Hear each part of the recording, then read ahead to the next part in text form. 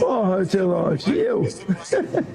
আপনারা হয়তো নেইমারের এই ভিডিওটা দেখেছেন।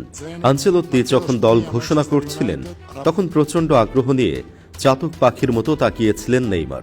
শুনছিলেন একের পর এক ভিনিসিয়াস, রাফিনহাদের নাম। কিন্তু যখন পুরো ২৬ জনের নাম বলা শেষ হয়ে গেল তখন হতাশার সুরে নেইমার বললেন, what about me Ancelotti? Porra, Ancelotti, eu? মানে হলো, আমার ব্যাপারে কি সিদ্ধান্ত নিলে তুমি, কার্লো? আমি কি এবারও থাকবো না? নেইমার হয়তো ভেবেছিলেন আনচেলত্তি তাকে দলে ডাক দিবেন, কিন্তু শেষ পর্যন্ত তিনি দলে ডাক পাননি। আর তারই মন খারাপ করা করুণ অসহায় দৃশ্যটি দেখার পর নেইমার ফ্যানদের কষ্ট আরও বেড়ে গেছে।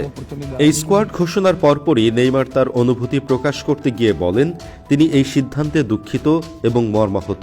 নিজের ইউটিউব চ্যানেলে সম্প্রচারিত এক ভিডিওতে তিনি আবেগঘনভাবে বলেন, জাতীয় দলের দল ঘোষণা করা হয়েছে, আমাকে ডাকা হয়নি। নিশ্চিতভাবেই আমি দুঃখিত।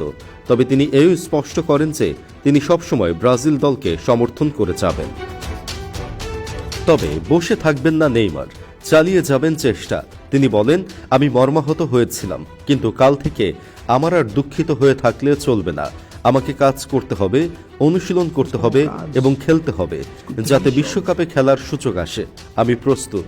এদিকে ব্রাজিল জাতীয় দলে নেইমারের ডাক না পাওয়া প্রসঙ্গে সাংবাদিকদের প্রশ্নের উত্তরে কার্লো আনচেলত্তি বলেন, কোয়ালিটি ও প্রতিভার দিক দিয়ে নেইমার জাতীয় দলের জন্য একজন অত্যন্ত গুরুত্বপূর্ণ খেলোয়াড়।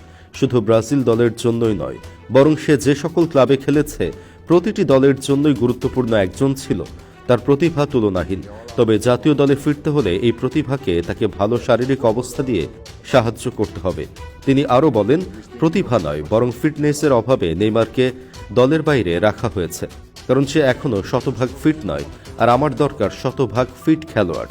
নেইমারকে তাই অনুশীলন চালিয়ে যেতে হবে, খেলতে হবে, নিজের সামর্থ্যের প্রমাণ দিতে হবে এবং ভালো শারীরিক অবস্থা অর্জন করতে হবে।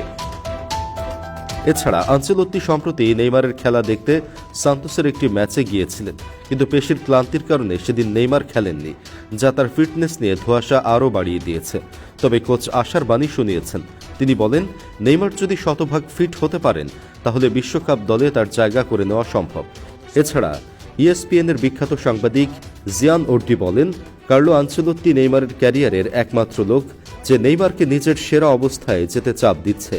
নেইমারের চারপাশের মানুষ শুধু প্রশংসা করে, কিন্তু এই মুহূর্তে তার প্রশংসার দরকার নেই, তার দরকার চাপ, যাতে সে সেরা ফর্মে থাকে।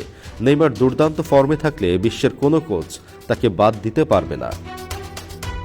নেইমারকে বড় ভাইয়ের মতো সম্মান করা ভিনি এ প্রসঙ্গে বলেন, আমরা নেইমারের কোয়ালিটি সম্পর্কে জানি। সে যদি প্রস্তুত থাকে তাহলে আনচেলত্তি তাকে দলে নেবেন এবং আমরা বিশ্বকাপে একসাথে থাকব। তবে সবচেয়ে গুরুত্বপূর্ণ মন্তব্যটি করেছেন রোনালদিনহো। তিনি এ বিষয়ে বলেন, নেইমার যদি এক পা দিয়েও খেলে তবুও ব্রাজিল দলের অধিকাংশ ফুটবলারের চেয়ে ভালো ফুটবল খেলবে।